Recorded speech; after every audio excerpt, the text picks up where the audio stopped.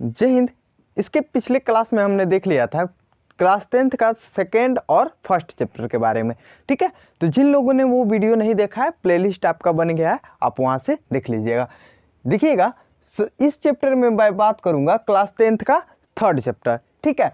इसमें क्या कहता है कि धातु और अधातु क्या होते हैं, इसके बारे में हमें इस वीडियो में जानना है, ठीक है। तो चलिए वीडियो को स्टार्ट करते हैं और देखते हैं इसके बारे में एकदम डीपली। तो देखिएगा, इसमें क्या होता है कि तत्व जो होते हैं वो 118 होते हैं, ठीक है। इन तत्वों में कुछ अधातुएं पाई जाती हैं, कुछ धातुएं पाई जाती हैं, ठीक है, और कुछ उपधातुएं भी पाई जाती हैं, ठीक है। तो इन सब के चीज़ों के बारे में हम इसमें डिस्कस करने वाले हैं। तो चलिए देखते हैं। देखिएगा, अगर मैं बात करूं इस पूरे पीरियोडिक टेबल में कितने धातु होते हैं और कितने अधातु होते हैं, तो पहले तो जान लीजिए आप क्या होते हैं कि कुल तत्व कितने होते हैं। तो 118 तत्व होते हैं, ठीक है। और धातु उसमें कितने होते हैं, तो 91 धातु, अधातुओं की संख्या 20 और उपधातुओं की संख्या 7 होती है, ठीक है। क्या कहा हमने, धातु 91, अधातु 20 और उपधातु कितने होते हैं, तो 7 होते हैं, ठीक है।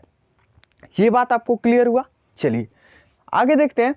और इन धातु, अधातु और उपधातुओं में मान लीजिए ये तो हो गया आपका 91, 20 और 7, लेकिन इनमें कुछ धातुएं और कुछ अधातुएं और कुछ उपधातुएं, ये सारी चीज़ें क्या होती हैं कि इनमें जो होता है कुछ कृत्रिम होती हैं, जैसे अपने हाथों से कुछ बनाया गया होता है धातु के जैसे तत्व, ठीक है।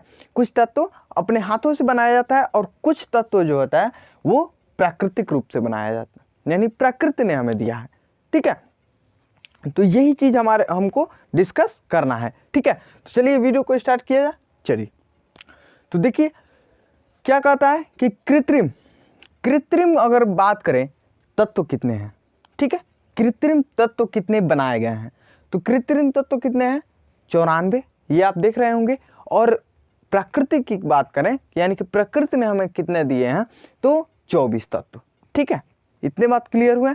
चलिए अब आते हैं धातु के बारे में जानते हैं कि धातु क्या होता है। तो धातु की डेफिनेशन की बात करें अगर हम, तो धातु का डेफिनेशन कैसे देंगे, तो धातु का डेफिनेशन एकदम आसान है। क्या कहना है आपको कि ऐसे पदार्थ या फिर ऐसे तत्व, ठीक है, ऐसे तत्व भी कहोगे, पदार्थ भी कह सकते हो, ठीक है, द्रव्य भी कह सकते हो, कोई दिक्कत बात नहीं है, ठीक है।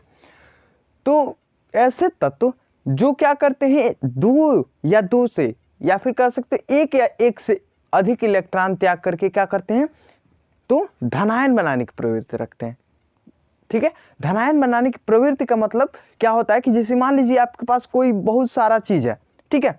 अगर आपके पास ज्यादा चीज है और उसको किसी को दान दो दोगे, ठीक है, यानी कि उसको किसी को दे दोगे, ठीक है, तो वो क्या कहलाओगे, आप धनी कहलाओगे ना।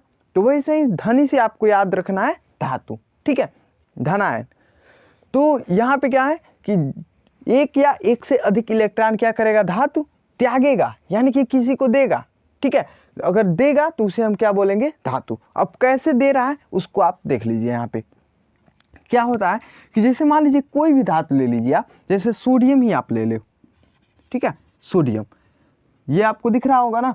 तो सोडियम का परमाणु क्रमांक कितना होता है, तो 11 होता है, ये आप जानते ही होंगे 11। तो इसकी अगर हम इलेक्ट्रॉन बिंदु संरचना अगर बनाए, ठीक है, तो ऐसे बनेगा, ये हो गया आपका, ये हो गया, ठीक है। इसमें कितने इलेक्ट्रॉन, 2, पहले कक्षा में आप इसमें जानते हो प्रोटॉन और न्यूट्रॉन होते हैं, ठीक है, उसमें कोई दिक्कत नहीं है। और दूसरी कक्षा में कितने होते हैं, तो 8 होते हैं, ठीक है। ये हो गए आपके 8, ये आपके 8 इलेक्ट्रॉन हो गए ना। तो देखेंगे आप ये कितने, कुल इलेक्ट्रॉन कितने हो गए, 10 हो रहा है।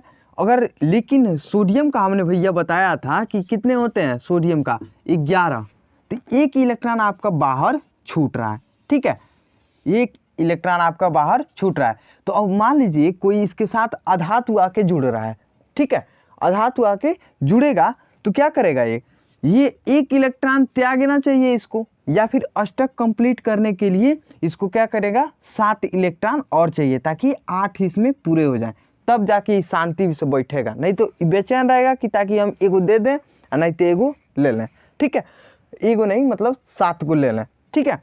तो आप जानते होंगे कि किस में अधिक बल लगता है। अब एक पत्थर ठेलने में ज़्यादा बल लगेगा कि 7 गो पत्थर उठाने में ज़्यादा बल लगेगा? तो एक पत्थर ठेलने में कम बल लगेगा ना।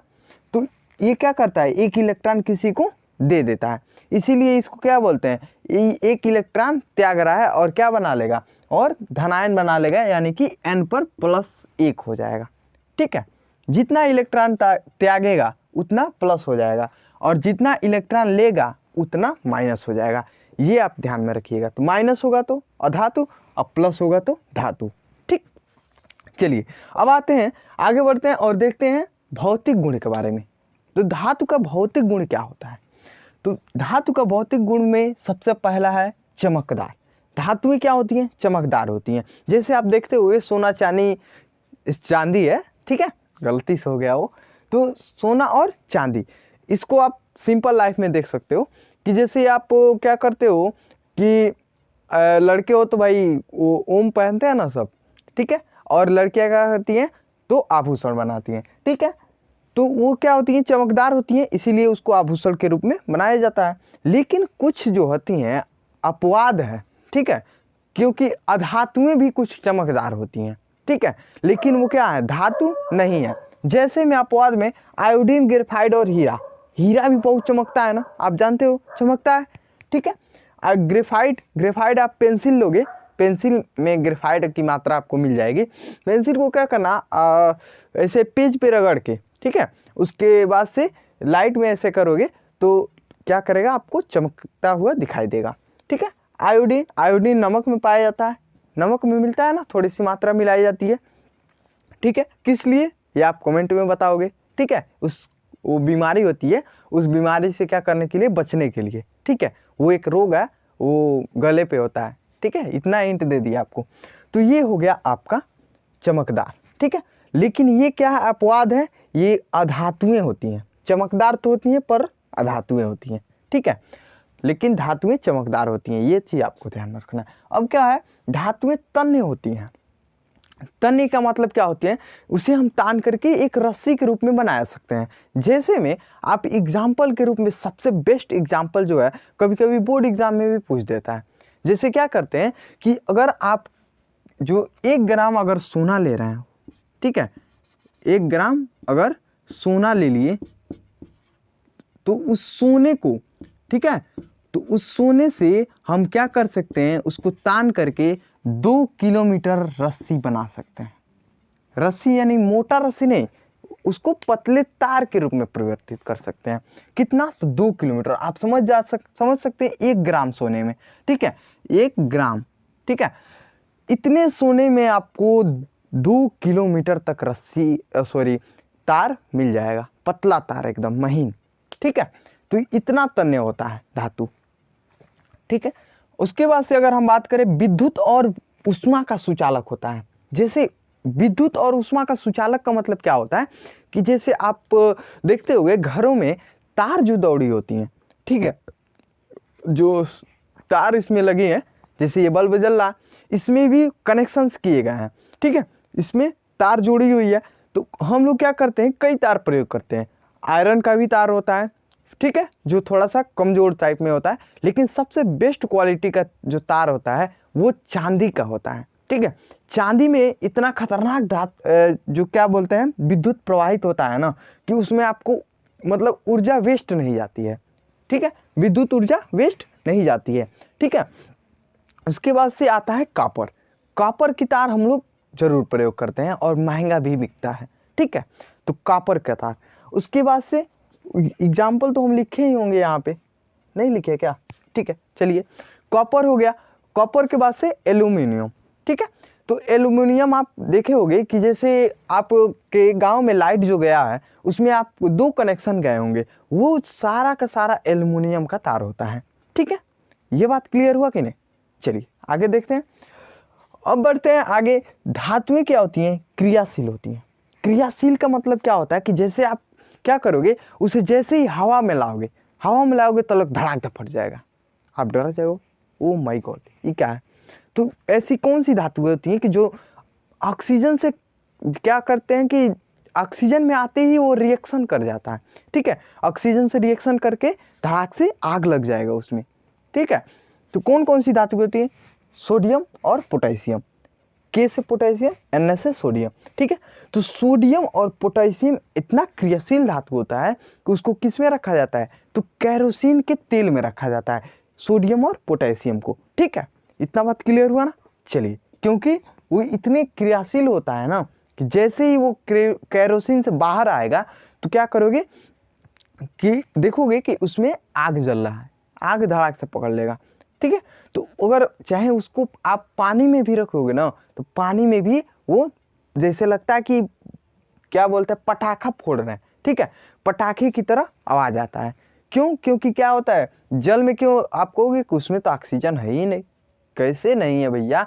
क्योंकि जल का सूत्र क्या होता है? आप जानते हो कि H2O, ओ इसमें मिला है, वैसे ही दिख रहा है कि ओ मिला है, यानी ऑक्सीजन मिला है। जैसे ही ऑक्सीजन से ये क्या होगा, संपर्क में आता है, वो धड़ाक से आग लग जाता है, ठीक है।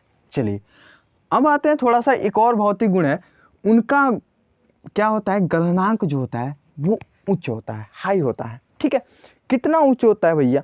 इतना उच्च होता है कि आप सोच भी नहीं सकते उनका। अगर हम बात करें टंगस्टन की, जैसे टंगस्टन का जो गलनांक होता है, यानी कि गलने की उसकी पॉइंट जो होती है, कितना डिग्री सेल्सियस पे आप उसको गलाओगे तो गलेगा, तो 3500 डिग्री सेल्सियस।